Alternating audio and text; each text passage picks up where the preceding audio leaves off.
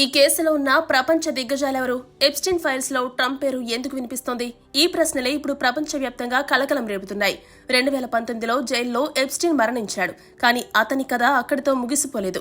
అతని ఫైల్స్ మాత్రం ఇంకా ప్రపంచాన్ని వణికిస్తున్నాయి. రాజకీయ నాయకులు, వ్యాపార దిగ్గజాలు, రాజకుటుంబాల వరకు ఈ ఎప్స్టీన్ ఫైల్స్ లో ఎవరి పేర్లున్నాయన్న చర్చ ఇప్పటికీ ఆగడం లేదు. జెఫ్రీ ఎప్స్టీన్ కు సంబంధించిన కేసుల్లో భాగంగా కోర్టుల్లో సమర్పించిన డాక్యుమెంట్లు, సాక్షుల వాంగ్మూలాలు, ఫ్లైట్ లాగ్స్, కాంటాక్ట్ లిస్టులు ఇవన్నీ కలిపే ఎప్స్టీన్ ఫైల్స్.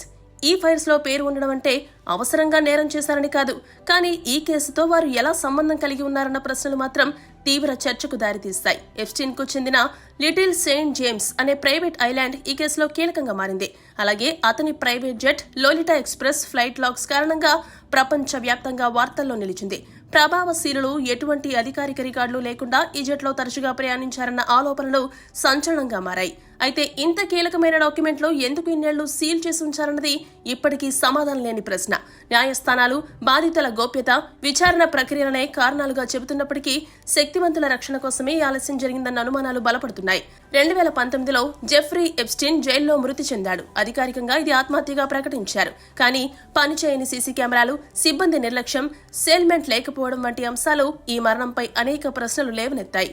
ఈ కేసు కేవలం ఒక వ్యక్తిగత కాదు. డబ్బు, అధికారం ఉంటే న్యాయ వ్యవస్థ కూడా ఎంత మౌనంగా మారుతుందో చూపించే ఉదాహరణ. ఎప్స్టీన్ ఫైల్స్ పూర్తిగా బయటకు రావాలా?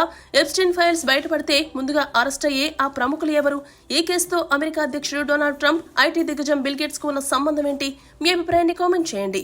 లోతైన విశ్లేషణలతో కూడిన విశ్వసనీయ వార్తల కోసం పవన్ టీవీ న్యూస్ నెట్వర్క్ ను సబ్స్క్రైబ్ చేసుకోండి. మరిన్ని విశ్లేషణాత్మక కథనాలతో మళ్లీ మీ ముందుంటాం.